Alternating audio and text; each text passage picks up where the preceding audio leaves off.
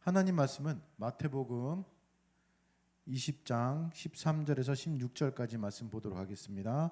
마태복음 20장 13절에서 16절까지 함께 읽도록 하겠습니다. 함께 읽겠습니다. 시작. 주인이 그 중에 한 사람에게 대답하여 이르되 친구여 내가 내게 잘못한 것이 없노라. 내가 나와 한 데나리온의 약속을 하지 아니하였느냐.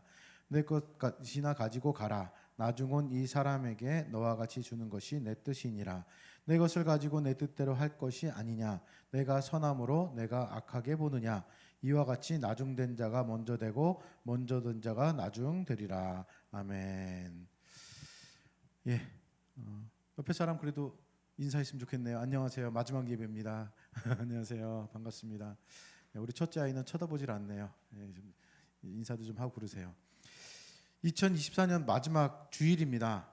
수요일이 되면은 2025년으로 넘어갑니다. 저는 옛날 생각이 나요. 밀레니엄 버그 해가지고 2000년 되면은 전산망도 마비되고 은행도 난리 나고 신호체계도 신호등도 이상해지고 다 그렇게 될 것이다 했는데 벌써 그 이후로 24년이 흘렀습니다.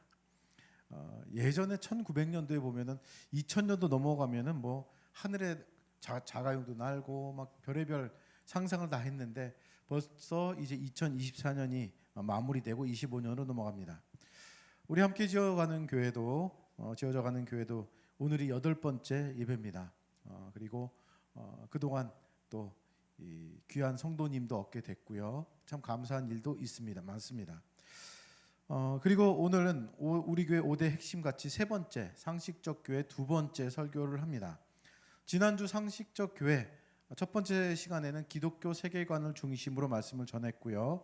성경적인 상식, 개념, 세계관을 가져야 된다 말씀드렸습니다. 그리고 기본적으로 예외적인 조항을 오늘 말씀드릴 거고, 기본적으로는 교회도 그렇고 목회자도 그렇고 성도들도 세상 사람들의 상식에서 너무 벗어나서 그 세상 사람들도 인정하지 못할 만한 일들을 해서는 결코 안 된다라고 말씀드렸습니다.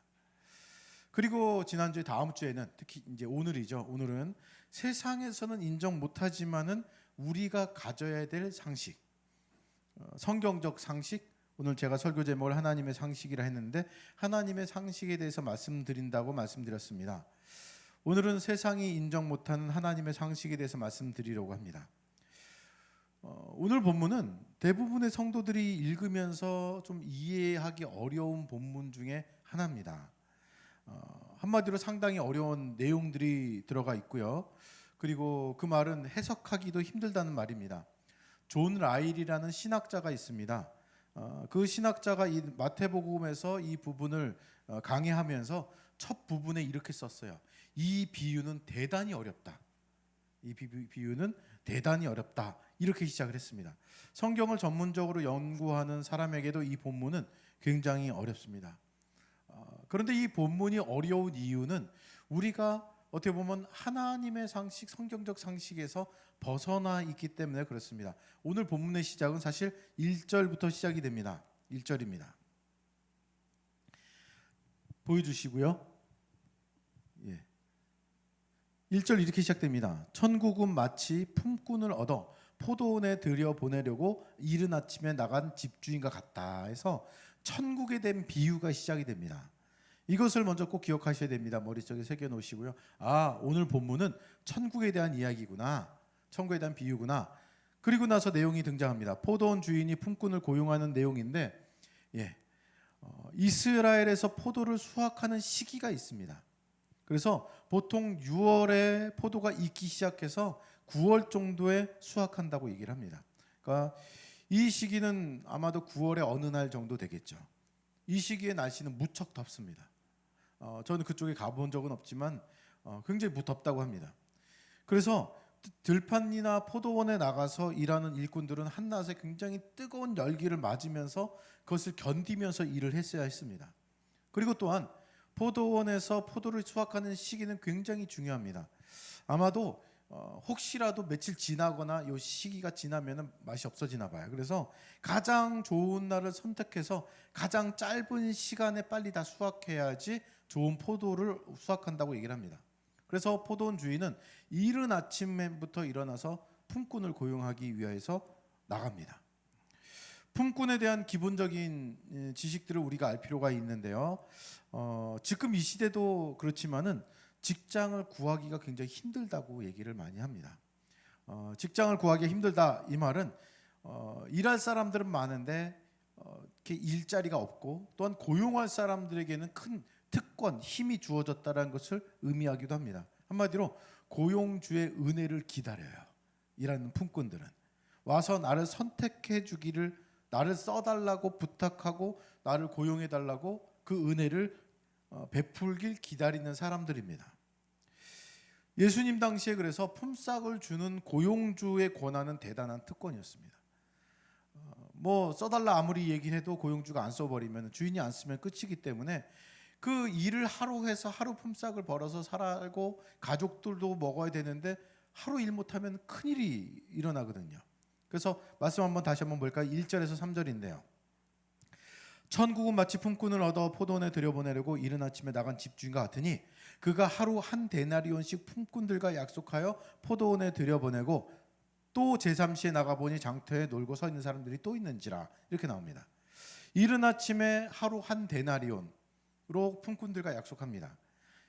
한 데나리온은 하루 품삯입니다. 그 당시 일반적인 한 데나리온으로 품꾼과 약속하고 고용하는데 제3시에 나가보니 장터에서 놀고 있는 사람을 또라고 표현하고 있는데 또 발견합니다. 여기서 놀고 서 있다라고 얘기는 되어 있는데 장터에 놀고 서 있는 사람들이 있다 나왔는데 이거는 말 그대로 그냥 노는 사람들이 아니에요. 재미있게 게임하고 놀고 이런 것이 아니라 공친 사람들이에요. 아침에 이른 아침부터 나와서 기다렸는데 선택받지 못하고 오늘 고용되지 못한 공친 사람들, 일 나가지 못한 사람들입니다. 그리고 아직까지 서서 놀고 있다라는 말은 혹시라도 늦게라도 자신을 고용할 사람을 기다리는 겁니다. 장터에서 고용주를 기다리면서 고용주의 자비를 기다립니다. 자신과 가족이 먹고 살기 위해서 일이 필요한 사람들입니다. 일꾼은 자신의 힘으로 뭘 할 수가 없습니다. 내가 노동력을 제공한다 하더라도 그 품삯을 준 주인을, 고용주를 기다리고 있죠. 고용주 또는 주인의 은혜가 항상 오는 것이 아니었기 때문에 하루에 내가 일할 수 있다는 것은 큰 은혜입니다.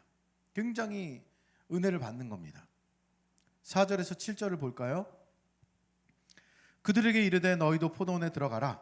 내가 너에게 상당하게 주리라 하니 그들이 가고 제6시 9시에 또 나가 그와 같이 하고 제11시에도 나가보니 서 있는 사람이 또 있는지라. 그래서 어찌해서 종일토록 놀고 여기 서 있냐? 우리를 품꾼으로 쓰는 이가 없습니다 라고 그들이 대답해요. 그랬더니 너희도 포도원에 들어가라 라는 내용입니다. 처음에 이른 아침이라고 나왔고 그 다음에 제3시, 5시, 3시, 그 다음에 6시, 9시가 등장합니다. 그리고 마지막에 11시까지 3시간 간격으로 등장해요. 근데 이거는 우리나라 시간 개념하고 조금 다릅니다. 이른 아침이라고 얘기하는 것은 보통 새벽 6시예요. 그래서 유대인들은 해 뜰 때 오전 6시부터 해질 때 저녁 6시까지를 12시간으로 나누고 나서는 6시가 0시입니다. 이른 아침. 3시, 6시, 9시, 11시라고 했는데 이것을 지금 시간으로 얘기한다면은 9시, 12시, 3시 그리고 5시 이렇게 들어가요. 그러니까 여러분들 새벽 6시부터 시간이 3시간씩 가다가 마지막에 5시 이렇게 끝납니다. 마지막에만 2시간 차이 나고요. 7절에서 보면 좀 전에 살펴봤지만 이렇게 나오죠. 우리를 품꾼으로 쓰는 이가 없습니다 라고요. 그러니까 나가서 일하고 싶은데 주인이 혹은 고용주가 와서 나를 데려가지 않았습니다. 픽업하지 않았습니다. 나를 쓸 사람이 없어서 지금 이러고 있습니다. 일을 하기 싫은 것이 아니라 일을 못하고 있는 거예요. 하루라도 벌어서 하루 1데나리온 하루 품삯입니다. 그 정도를 벌어서 먹고 살아야 되는데 나를 고용하는 사람이 없으니까 저 이렇게 놀고 있습니다 라고 얘기를 합니다. 포도원 주인은 품꾼을 고용하면서 임금 일당에 대한 이야기도 했었죠. 근데 이것이 또 좀 애매하게 합니다. 처음에 고용하는 새벽 6시에 고용하는 사람한테는 아까도 봤지만은 하루에 한 데나리온을 주겠다라고 약속했고요. 그리고 3시, 그러니까 지금 시간으로 오전 9시에 일하는 사람한테는 상당히 주겠다. 그냥 정확히 정해져 있지 않습니다. 그리고 6시, 9시, 11시 즉 지금 시간으로 12시, 3시, 5시에 일하는 사람들에 대한 품삯은 없습니다. 약속은 없어요. 주긴 주겠지만은 제가 오늘 설교를 준비하면서 걱정스러웠던 것은 이 본문이 어렵기도 하고 해석하다 보니까 설교 장수가 되게 많아졌어요. 장수가 많다라는 것은 이렇게 입을 삐쭉 내미신 분도 있는데 시간이 길어진다는 겁니다. 이걸 어떻게 할까 생각하다가 내가 담임 목사지 내 마음대로 하면 되지 이렇게 생각을 했습니다. 이 내용이 어려워요. 이제부터 그 어려운 내용이 등장하기 시작합니다. 문제가 발생해요. 지금 이 시대도 되게 민감한 부분은 뭐죠? 돈입니다. 임금이에요. 일당에 대한 부분입니다. 이른 아침 새벽 6시에 사람과 한 데나리온으로 약속하고 그 다음 사람은 상당히 주겠다. 어느 정도 주겠다.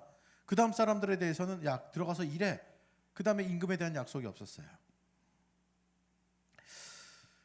이제부터 읽으면서 우리가 주인보다는 품꾼의 입장에서 공감하는 내용들이 등장하면서 본문이 좀 불만을 갖게 되는 내용들이 등장하게 되는데요. 품꾼의 입장에서 도무지 이해할 수 없는 내용이 발견되기 시작합니다. 일이 다 끝난 후에 포도원 주인은 청지기에게 품꾼들에게 품삯을 줘라라고 시켜요. 그러니까 주인이 일하는 일꾼, 그러니까 자기 밑에 있는 청지기한테 오늘 썼던 품꾼들한테 품삯을 주어. 그래서 8절입니다. 8절 한번 볼까요? 저물매 포도원 주인이 청지에게 이르되 품꾼들을 불러 나중 온 자부터 시작하여 먼저 온 자까지 삭슬 주라. 그러니까 특이한 거는 나중 온 사람 먼저 줘요. 나중 온 사람 먼저 줍니다. 그럼 그 품삯이 얼마인가라는 것에 대해서 자세하게 나온 것은 9절과 10절입니다. 한번 볼까요? 9절 10절입니다. 제 11시에 온 자가 제일 마지막입니다. 그러니까 오후 5시에 왔습니다. 그리고 일은 6시에 끝나요. 그러니까 1시간 일했습니다. 그런데 제 11시, 그러니까 오후 5시에 온 자들이 와서 한 데나리온씩 받거늘 이렇게 나와요. 자들이라는 말은 한 사람은 아닙니다. 우르르 많았던 거죠. 그러니까 오후 5시에 와서 6시까지 일한 사람들한테 한 데나리온씩 주는 거예요. 먼저 온 자들이 와서 더 받을 줄 알았더니 그들도 한 데나리온씩 받은지라. 이 10절이 문제가 됩니다. 품삯에 대한 정확한 약속은 새벽 6시에 온 사람한테만 했거든요. 그 다음 사람한테는 대충 주겠다, 얼만큼 상당히 주겠다, 줄 만큼 주겠다. 나머지 사람들한테는 품삯에 대한 약속보다는 왜 여기서 서서 놀고 있냐, 빨리 들어가서 일해라. 마지막에 온 사람, 5시에 온 사람 가서 놀고 있으니까 그 사람들까지도 집어넣어서 1시간 일했는데 1시간 일했는데도 한 데나리온을 주는 거예요. 그런데 문제는 먼저 온 자들이 와서 그러니까 6시라든 3시나 5시나 12시나 온 사람들은 5시에 와서 1시간 일하고 한 데나리온 받았는데 그러면 우리는 더 많이 일했으니까 더 많이 받겠구나 라고 생각하는 게 일반적인 상식입니다. 그 상식을 가지고 있었는데 똑같은 한 데나리온을 받는 거예요. 이거 굉장히 불만이 쌓이기 시작합니다. 물론 그럴 수 있을 것 같아요. 상황을 한번 상상해 보시면은 처음에 5시에 온 사람한테 한 데나리온 줬더니 아마도 이 3시에 온 사람은 그럼 난 더 받겠지? 그랬는데 나도 한 데나리온을 줘요. 열받죠. 근데 좀 기분 좋아지는 거는 12시에 온 사람도 한 데나리온 줘요. 나보다 더 일찍 온 사람도 한 데나리온 주네. 아유, 뭐 어쩔 수 없지. 근데 새벽 6시에 온 사람도 똑같이 받습니다. 누가 더 열받을까요? 제일 일찍 온 사람. 일찍 온 사람일수록 더 열받습니다. 그래서 11절과 12절이 등장합니다. 한번 볼까요? 받은 후 집 주인을 원망하여 이르되, 이 11절에 있는 받은 후 집 주인을 원망하는 내용이 수긍이 가시나요? 안 가시나요? 여기서 갑자기 너무나 착한 척 하시면 안 됩니다. 솔직히 말이 안 되잖아요. 원망하게 됩니다. 나중 온 이 사람들은 1시간밖에 일하지 않았어요. 5시에 와서 6시까지 1시간 일했습니다. 그런데 1시간밖에 일하지 않았거늘 그들을 종일 수고하며 더위를 견딘 우리와 같게 하셨습니다. 1시간밖에 일하지 않은 사람과 우리는 최소한 늦게 왔다 하더라도 3시였거든요. 3시간 일한 사람하고 동일하게 12시에 온 사람은 더 많죠. 최대 새벽 6시에 온 사람은 너무나 많이 일을 했는데 12시간을 일했는데도 불구하고 똑같은 걸 줍니다. 이걸 원망하기 시작하는 거예요. 상식적으로 보면 그들의 주장이 맞습니다. 맞잖아요. 감정이입해서 읽어보면 열받아요. 내가 알바로 갔는데 이런 일을 당한다면 그렇습니다. 직장 생활할 때 그런 거 있잖아요. 내 옆에 사람 정말 맨날 놀아요. 일도 잘 안 해요.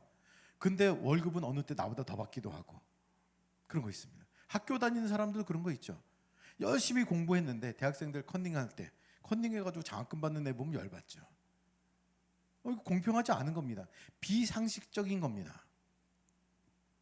사실 그거는 있습니다. 처음에 새벽 6시에 쫙 다 서 있었어요. 그럴 때 처음 택함 받았을 때는 굉장히 기분 좋았을 겁니다. 내가 12시간 일해서 뭐 힘들겠다 생각하기보다는 내가 처음부터 택함 받았다. 일할 수 있게 되었다라는 기쁨이 있었을 겁니다. 그런데 임금 받을 때는 이거 문제가 생겼어요. 말도 안 되는 일이 발생했거든요. 그래서 12절처럼 얘기할 수밖에 없습니다. 나중 온 사람들은 1시간밖에 일하지 아니하였거늘 그들을 종일 수고하고 더위를 견딘 우리와 함께 5시면은 해도 조금 저물었을 것이고 편했고 1시간 정도 일인가요 그게? 5시에 와서 뭔가 좀 분위기 살펴보고 요거 좀 하면 되겠네? 손에 익힐만 하면 끝날 게 1시간이잖아요. 근데 그 사람과 동일하게 주는 것은 말이 안 됩니다. 가장 일찍 온 사람이 새벽 6시였어요. 이 사람은 12시간 일했습니다. 1시간 일한 사람과 동일한 품삯을 받는 것은 부당합니다. 상식적이지 않습니다. 상식에서 한참 벗어나죠. 어떻게 똑같은 금액을 줄 수 있습니까? 이렇게 불공평할 수는 없습니다. 이해가 충분히 됩니다. 200% 공감합니다. 1시간과 12시간 차이예요. 1시간 일한 사람을 한 데나리온을 줬으면 12시간 일한 사람에는 12데나리온을 줘야죠. 이게 우리의 상식이고 일반적인 상식입니다. 그런데 이에 대한 주인의 답변이 우리를 좀 부끄럽게 만듭니다. 물론 부끄러움과 동시에 불만도 생겨요. 13절부터 15절인데요. 한번 볼까요? 주인이 그 중에 한 사람에게 대답하여 이르되 친구여 내가 내게 잘못한 것이 없다 이렇게 얘기를 합니다. 내가 나와 한 데나리온의 약속을 하지 않았냐? 품삯 약속한 건 새벽 6시에 나와 한 데나리온으로 약속하자 했거든요. 내 것이나 가지고 가라. 나중 온 이 사람에게 너와 같이 주는 것은 누구 마음이라고요? 내 마음이다. 내 뜻이다. 주인 마음이다. 내 것을 가지고 내 뜻대로 할 것이 아니냐? 이 뒤에 말씀 보면 우리가 부끄러워져요. 내가 주인이 얘기입니다. 주인이 선하기 때문에 네가 나를 악하게 보느냐? 이거 굉장히 충격적으로 다가와야 됩니다. 왜 충격적으로 다가오지 않느냐면은 이건 제가 반복해서 말씀드리지만은 우리가 성경을 볼 때 상식을 내려놔요. 그러니까 성경을 무슨 주문서처럼 막 봐요. 이거 내용을 살펴보다 보면 충격받아야 됩니다. 내가 선하기 때문에 네가 악하게 보느냐? 이거 되게 웃긴 얘기거든요.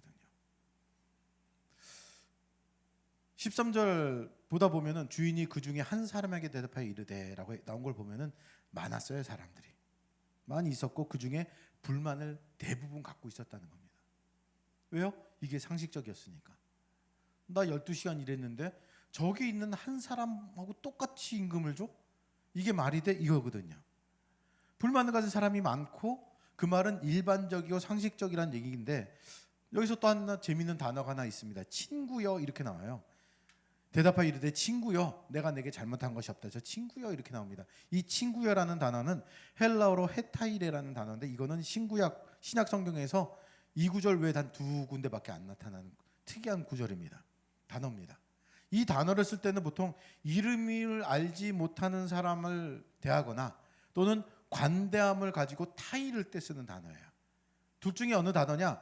저는 뒤쪽 거를 두고 싶어요. 이름을 알지 못해서 그럴 수도 있지만은 관대함을 가지고 타이르듯이 하는 말이 아니었을까?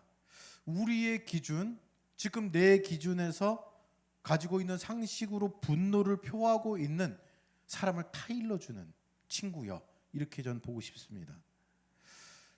왜냐하면 그렇게 보는 이유는 저도 그렇고 여러분들도 아마 이런 불만을 가질 때가 많기 때문에 그럴 거예요. 주인이 그 중에 한 사람한테 이르되 친구여 하면서 하는 얘기가 나옵니다. 13절에서 명확하게 말합니다. 새벽 6시에 온 사람, 넌 나하고 한 데나리온으로 약속했다. 그리고 내가 한 데나리온을 주었다. 그걸로 뭐가 내가 잘못했냐? 주인 잘못한 거 없습니다. 그런데 주인이 늦게 온 사람들에게 자기하고 동일하게 한 데나리온은 준 것에 대해서 불만을 품어요. 그런데 여기서 우리들의 시선이 주인보다는 품삯들에게 가요. 그리고 그 품삯의 마음이 공감이 돼요. 불만을 갖는 것이 정당해 보입니다. 우리의 눈에, 우리의 상식에, 우리가 가지고 있는 지금까지 개념에 그렇다는 겁니다. 주인이 말합니다. 나중에 온 사람들에게 너와 똑같이 주는 것은 내 마음이다. 내 뜻이다. 이 뜻이다라는 말이 되게 좋은 말입니다. 멋진 말이에요. 이 뜻이 어떤 뜻이냐? 선한 뜻이에요. 내 것을 가지고 내 뜻대로 할 것이 아니냐. 내가 선해서 네가 나를 악하게 보느냐. 이해가 간 듯하면서도 괜히 따지고 싶은 본문이에요. 할 말은 없는데 불만은 생겨요. 나하고 약속한 것은 한 데나리온이니까 할 말은 없는데, 아니 그런데 1시간 일한 사람하고 12시간 일한 사람을 동일하게 할 수가 있습니까? 상식적이지 않습니다. 근데 이 본문의 마지막도 상식적이지 않습니다. 16절인데 한번 볼까요? 16절. 이와 같이 나중된 자로서 먼저 되고 먼저 된 자로서 나중되리라. 이거 어떤 비유죠? 지금 처음에 말씀드리면서 꼭 기억하시라 했는데 뭐에 대한 비유예요? 천국에 대한 비유입니다. 천국에 대한 비유를 막 말씀하시면서 마지막 결론처럼 얘기하는 것이 나중된 자가 먼저 되고 먼저 된 자가 나중될 것이다. 먼저 된 자들 기분 나쁜 소리죠. 이 말씀은 굉장히 우리에게 익숙한 말씀입니다. 잠시 조금 더 배경을 살펴볼까요? 좀 앞에 지금까지 좀 어려운 본문들은 머릿속에 잠시 여기다 놔둔 상태에서 이 본문을 좀 더 이해하기 위해서는 19장의 내용을 살펴봐야 돼요. 19장 16절부터 봐야 되는데 19장 16절 한번 볼까요? 이런 말씀이 나옵니다. 어떤 사람이 주께 와서 이르되 선생님이여 내가 무슨 선한 일을 하여야 영생을 얻겠습니까? 얻으리까? 라고 묻는 내용이 등장합니다. 한 청년입니다. 뒤에 보면은 청년이 예수님께 질문해요. 내가 무슨 선한 일을 하여야 영생을 얻겠습니까? 천국에 가겠습니까? 그랬더니 중간 내용들 간략하게 보겠습니다. 여기는 청년에게 내 소유를 팔아서 가난한 자들한테 주어라 했더니 청년이 고민이 많아져요. 왜냐하면 청년에게 재산이 많았거든요. 그래서 근심하고 돌아갑니다. 그랬더니 예수님이 제자들한테 우리들에겐 충격적으로 다가오지 않는데 굉장히 충격적인 얘기를 합니다. 내가 진실로 너에게 이르노니 부자는 천국에 들어가기 어렵다라는 얘기를 합니다. 약대가 바늘기로 들어가는 것이 부자가 하늘나라에 들어가는 것보다 쉽다라고 얘기를 합니다. 이 말씀을 듣고 제자들이 심히 놀랍니다. 그렇다면은 누가 구원을 얻습니까? 부자도 못 가면 누가 구원 얻어요? 누가 천국 갈 수 있나요? 그랬더니 예수님께서는 사람으로는 할 수 없으되 하나님께서는 하신다 라는 아리송한 얘기를 합니다. 나서기 좋아하는 베드로가 말해요. 하나님, 예수님 보십시오. 우리는 모든 것 버리고 주를 따랐습니다. 그런즉 우리가 무엇을 얻을 수 있습니까? 예수님께서는 그들에게 너희가 세상이 새롭게 되어 인자가 보좌에 앉을 때 너희도 12보좌에 앉아 이스라엘 12지파를 심판할 것이다. 예수님을 위해 모든 것을 버린 자들마다 여러 배로 받고 또 영생을 상속받게 될 것이다 말씀하세요. 그리고 이 말씀이 끝나고 19장 30절에 가서 이런 얘기를 하십니다. 그러나 먼저 된 자로서 나중되고 나중된 자로 먼저 될 자가 많다. 아까 읽었던 것과 순서만 바뀌어 있습니다. 나중된 자가 먼저 되고 먼저 된 자가 나중되리라를 말씀을 좀 전에 살펴봤고, 지금은 먼저 된 자가 나중되고 나중된 자가 먼저 되리라 해서 순서만 바뀌어 있는 동일한 말씀이 두 개가 들어가 있습니다. 점점 더 어려워지나요? 캄벤 몰간이라는 사람은 이 구절을 이렇게 얘기를 해요. 이 핵심을 알려면은 다 합쳐야 된대요. 그래서 요건 한번 비춰보십시오. 제가 해놨습니다. 구절은 아닌데, 사람으로는 할 수 없으되 하나님으로는 할 수 있다. 그러나 먼저 된 자가 나중되고 나중된 자로서 먼저 될 자가 많다. 이와 같이 나중된 자로서 먼저 되고 먼저 된 자가 나중된다. 이거를 합치면 이해될 것처럼 얘기했는데 그래도 어려워요. 무슨 말인지 모르겠어요. 도대체 무슨 이야기를 하려고 이런 비유를 말씀하시는가? 19장서부터 살펴볼 내용의 중심은 먼저 우리가 기억해야 될 것은 부자 청년의 이야기예요. 돈 많은 청년입니다. 부자가 하나님 나라에 들어가기 어렵다는 말을 듣고 제자들이 놀라요. 우리들은 놀라지 않아요. 대부분 교회 다니는 사람들은 어렸을 때 이런 노래 들었을 겁니다. 찬양. 돈으로는 못 가요 하나님 나라. 이런 거 알죠? 돈으로는 못 가요. 제가 노래를 못해서 못 알아듣나요? 하나님 나라 이런 거 압니다. 익숙하게 듣다 보니까 돈으로는 못 간다, 부자는 못 간다라는 생각을 갖고 있지만은 당시에는 그렇지 않습니다. 부자는 하나님 나라에 들어가기 힘든 사람이라고 우리는 박혀 있지만은 당시에는 그런 생각이 아주 놀라운 생각이에요. 부자가 들어가기 힘든다는 말을 듣고 심히 놀랐다고 표현했는데, 심히 놀랐다라는 이 성경의 원어를 살펴보면은 뒤통수를 얻어맞은 듯이 어안이 벙벙하다 이런 뜻이에요. 그러니까 그만큼 충격이었다는 거예요. 부는 힘입니다. 그 당시에도요. 부는 큰 힘을 갖고 있었습니다. 돈 없는 것은 능력도 없고 힘도 없어요. 유대인의 이 지혜 사상에 따르면은 재물이나 큰 부를 얻는 것은 하나님께 복받은 거예요. 하나님께로부터 인정받은 겁니다. 가난과 빈곤은 하나님의 저주를 받은 것이다라고 생각했었습니다. 보통 개념이 그렇습니다. 우리들도 그래요. 우리들의 상식에서도 뭔가 잘 되고 돈을 많이 벌고 그러면은 야, 참 복 받았다 그러죠. 우리 이제 이번 주 지나면 신년인데 신년에 되면은 제일 많이 하는 말이 뭐죠? 새해 복 많이 받으세요 이러잖아요.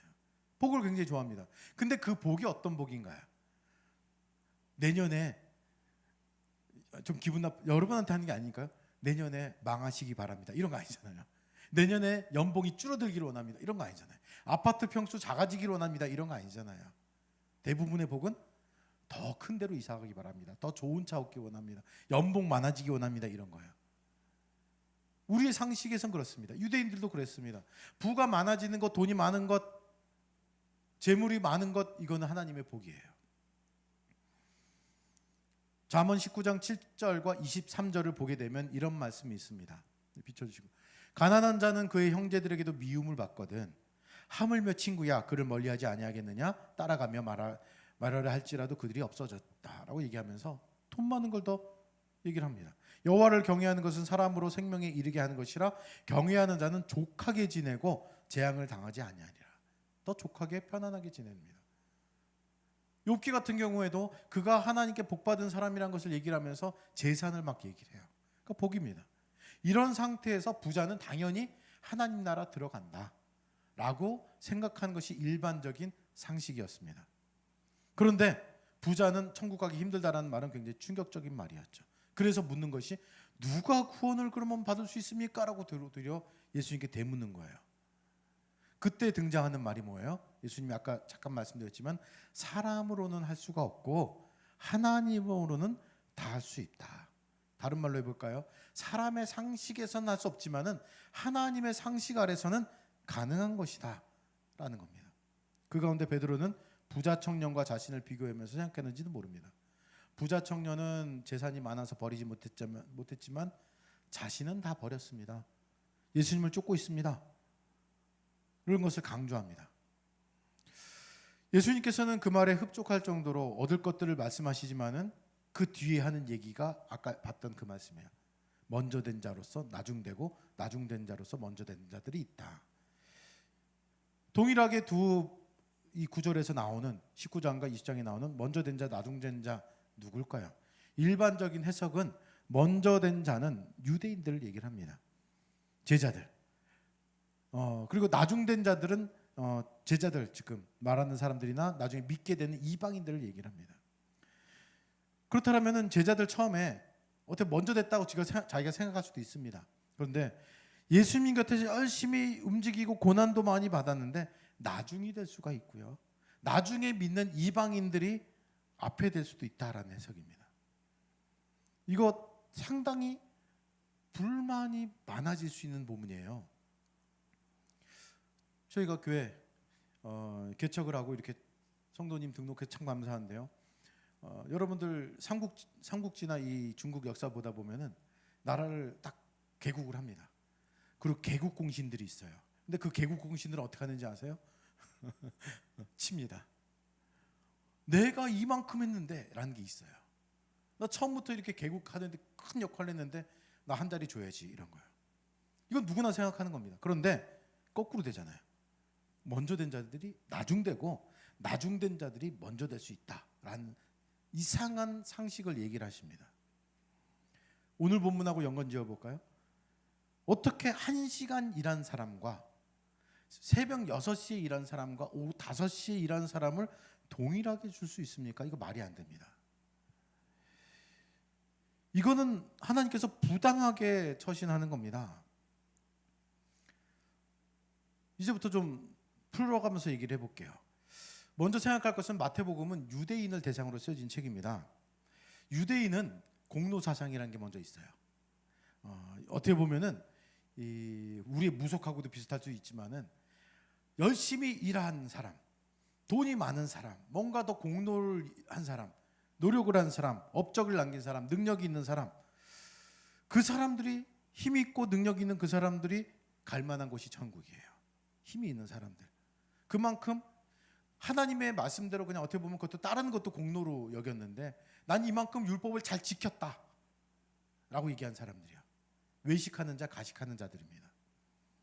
그런 사람들에 대해서 그런 생각이 있었습니다. 이런 사람들은 당연히 천국에 간다. 그런 기본 사상이 있었기에 하나님 나라에 대해서도 내가 이렇게 열심히 했는데 저 사람보다 더 일찍 나왔고 땀도 더 많이 흘렸는데 나한테 더 잘해 주셔야지라는 이런 상식을 가지고 있습니다. 그런데 여기서 짚고 넘어와야 될 내용은 이 비유가 무슨 비유라고요? 천국 비유예요. 천국에서 그거는 소용이 없다라는 것을 알려주세요. 천국은 누가 갑니까? 하나님의 자녀가 된 사람들이 갑니다. 그 자녀가 되는 데 있어서의 공로는 없어요. 하나님의 은혜를 강조하는 본문이 오늘 본문입니다.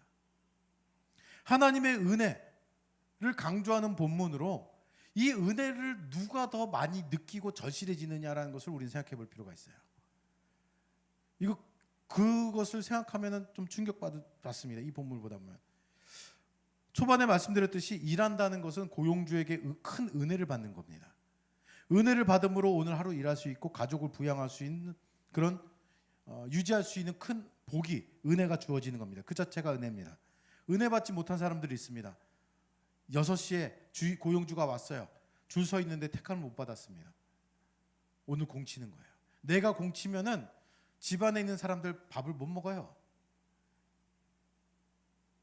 누군가 와서 고용주가 와서 9시에 또 픽업해 가요. 또 선택을 못 받았어요. 12시에 왔는데 또 못 받았어요. 3시에 왔는데 못 받았어요. 5시까지 기다리고 있습니다. 그때 딱 선택해 주는 그런 일이 발생합니다.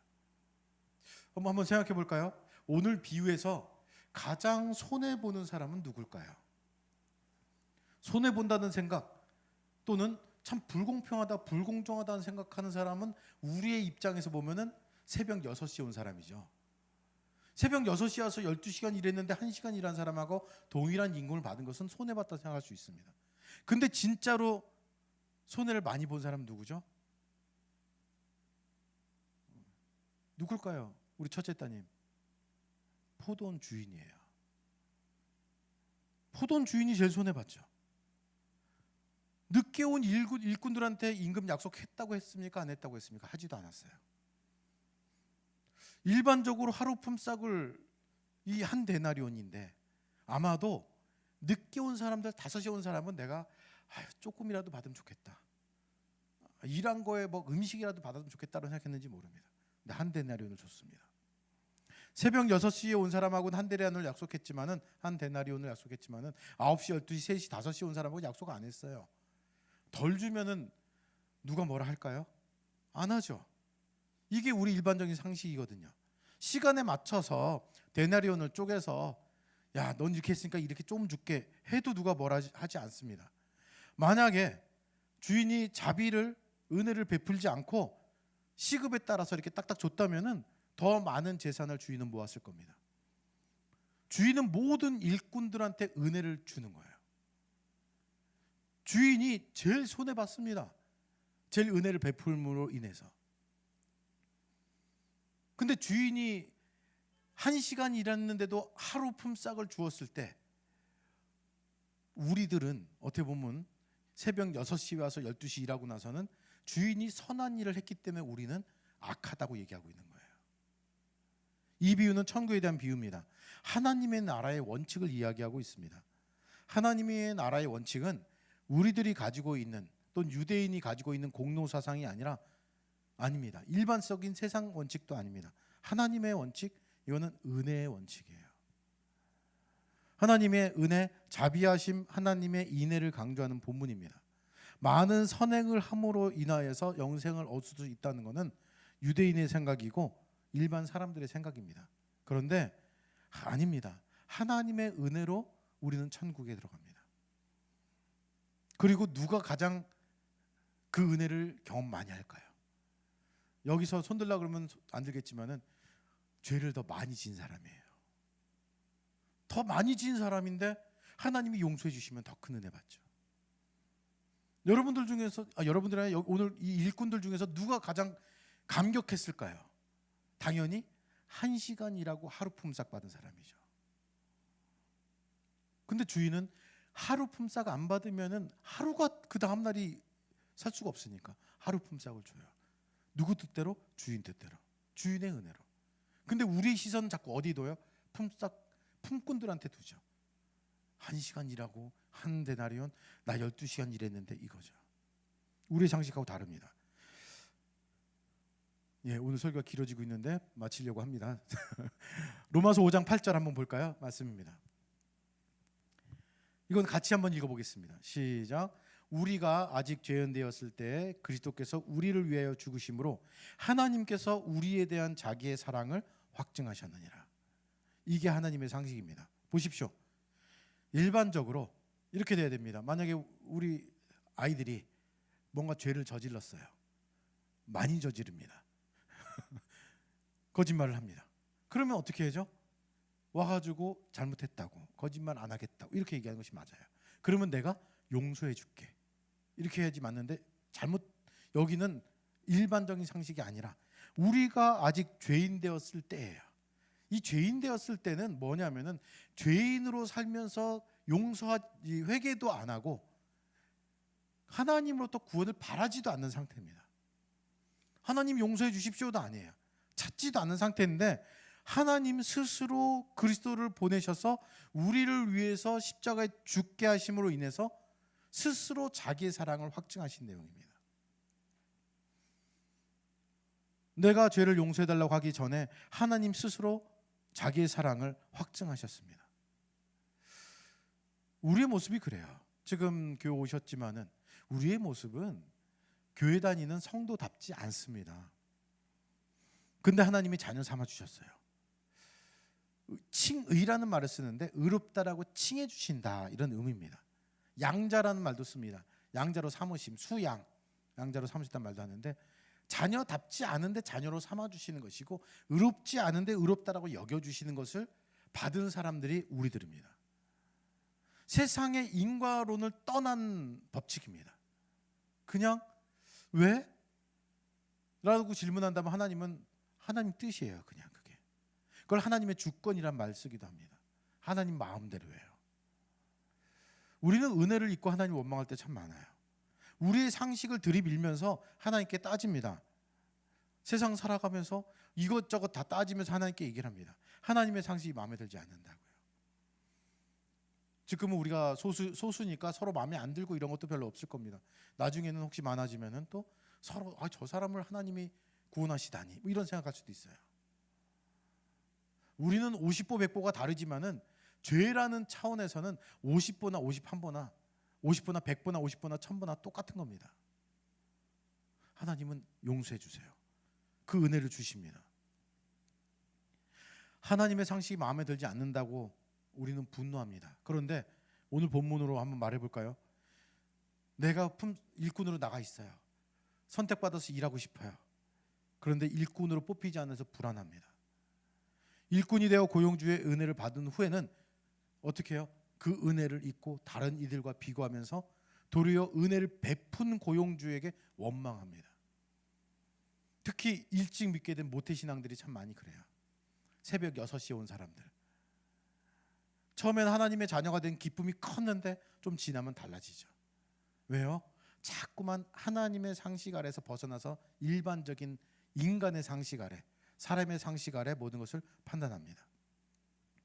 그래서 예수님께서 무슨 얘기하세요? 기분 나쁘게 들릴 수가 있지만은 나중된 자가 처음 된 자하고 순서 바뀌어진다. 가끔 우리 그걸 경험하죠. 저는 많이 경험했습니다. 초신자가 와가지고 은혜 받고 나서 너무 뜨겁게 막 너무 좋아해요.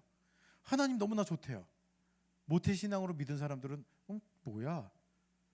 근데 하나님이 아니라 목사님이 보통 그런 사람들 중에서 누굴 좋아해요? 처음 왔는데 막 열심히 믿으면 그 사람 막 좋아해요. 그럼 열받죠. 오래 다닌 사람은 또. 우리 종종 경험합니다. 다시 말씀드리지만은 어떤 자가 더 큰 은혜 받아요? 1시간 일하고 1데나리온 받은 사람입니다. 여기서 우리 하나는 또 짚고 넘어가야 됩니다. 우리는 이런 사람을 부러워해요. 성경적으로 그리스도인들이 제일 부러워하는 사람이 한 사람이 있습니다. 우스갯소리로. 누군지 아세요? 십자가 옆에 달린 강도. 지멋대로 막 살다가 마지막 죽기 전에 예수님께서 나하고 오늘 천국에 있을 것이다 이렇게 얘기하거든요. 마지막에 회개하고. 그러니까 한마디로 지멋대로 죄란 죄는 다 짓다가 죽기 직전에 예수님 믿습니다. 그 사람 막 부러워해요. 웃긴 얘기죠. 근데 언제 예수님 오실지 모르고, 그리고 예수님 믿어서 하나님 믿고 하나님 뜻대로 살아가고 나를 더 성화시켜야 될 것들을 열심히 해야 되는데 그거 못했다라는 것 얼마나 안타까운 일입니까? 우리는 어떻게 보면 지금 교회 다니는 사람들은 새벽 6시 또는 9시, 12시 정도 온 사람들입니다. 그렇게 와서 하나님의 은혜를 받은 사람들입니다. 그리고 우리들은 모든 관계 속에서 인과 율보다는 하나님의 상식, 하나님의 방법을 가지고 하나님의 기준으로 살아갈 것을 성경에서는 요구하고 있습니다. 우리들의 모습은, 은혜 받은 우리들의 모습은 새벽 6시에 온 일꾼들하고는 달라야 합니다. 자신의 은혜로 인해 이 자리까지 올 수 있었다라고 착각하는 겁니다. 아닙니다. 하나님의 은혜로 이 자리까지 왔고, 그리고 늦게 와서 같이 이 일에 동참한 사람에게도 하나님이 동일한 은혜를 주신다면 우리는 박수치고 감사해야죠. 그게 하나님의 상식 아래 일어날 일입니다. 그렇기 때문에 우리가 누군가에게 하나님의 복음을 전한다 하더라도 정말 내가 도무지 이해할 수 없는, 저 사람은 심하게 얘기해서 저 사람은 천국 가면 하나님이 손해야 라고 여겨지는 그 사람에게도 하나님이 은혜를 주시는 것은 당연한 하나님의 상식 아래 있는 일입니다. 은혜는 선물입니다. 그 은혜를 받은 사람들이 우리들이고요. 이 본문을 준비하면서 참 이 본문은 어렵다 라고 여겨지면서 제 스스로도 좀 회개를 했습니다. 왜냐하면 본문을 보면서 자꾸만 하나님의 기준이 아니라 내 기준으로 자꾸 봐요. 여전히 새벽 6시에 와서 12시간 일한 사람이 불쌍해 보여요. 주인 입장에서 손해보면서까지도 1시간 일한 사람에게도 그날 먹을 양식을 주는 그 은혜를 보기보다는 12시간 일했는데 1시간 일한 사람하고 동일하겠죠? 라고 생각을 합니다. 우리는 일반적인 상식은 지난주에 얘기를 했고 이제는 하나님의 상식을 갖고 살아야 합니다. 하나님의 기준 아래 살아야 합니다. 도무지 이해가지 않는 일들이 세상에 너무나 많이 벌어집니다. 모르겠습니다. 그런데 하나님의 상식 아래 하나님은 가장 선한 걸로 이끌어 주시는 분입니다. 그것에 대한 믿음을 가지고 걸어가야 됩니다. 우리가 상식적 교회를 꿈꿉니다. 그 교회를 꿈꾸면서 세상에서도 인정받을 만한 교회, 그리고 두 번째로 오는 하나님께서 인정할 만한 상식적 교회가 됐으면 좋겠습니다. 물론 순서가 거꾸로 하려고 했었습니다. 하나님이 인정할 상식적인 교회가 되자, 그 다음에 세상 사람들 인정할 교회가 되자. 두 가지입니다. 두 가지를 우리가 꿈꾸면서 그 방향으로 나아갔으면 좋겠습니다. 그래서 내 중심이 아닌 하나님 중심, 하나님 기준, 하나님의 마음으로, 하나님의 상식으로 우리들의 상식이 변해가는, 그런 하루하루 변해가는, 성화란 말을 쓰는데 성화되어가는 우리 모든 성도님들 되었으면 좋겠습니다. 이 시간에 잠시 기도하는 시간 가질게요. 하나님에 대한 여러 가지 표현들이 있습니다. 거룩한 하나님, 사랑의 하나님, 여러 가지 표현들이 있는데 그 중에 매력적인 표현이 하나 있습니다. 역전의 하나님이란 말이 있습니다. 강한 자를 약하게 하시고 약한 자를 강하게 하시고, 세상과는 다른 방법으로 우리를 이끌어 주시고 은혜를 베풀어 주십니다. 내가 그 은혜를 받은 사람입니다. 지금 여러 가지 도무지 이해할 수 없는 상황 속에서도 하나님에 대한 믿음을 키워나가면서 하나님이 주신 기준으로, 마음으로, 상식으로 우리 교회를 만들어가고 우리 교인들을 각자가 세워져 나가는 그러한 나와 교회가 될 수 있도록 기도하시고, 또한 지금 매주 기도하지만 나라와 민족을 위해서 기도해 주십시오. 오늘도 아침에 큰 사고가 나서 큰 슬픔에 빠진 사람들 많이 있습니다. 이 나라가 빨리 안정될 수 있도록, 평안해질 수 있도록 기도해 주셨으면 좋겠습니다. 함께 기도하고 제가 축도하고 마칠게요. 함께 기도할 시간 같습니다. 사랑의 아버지 하나님,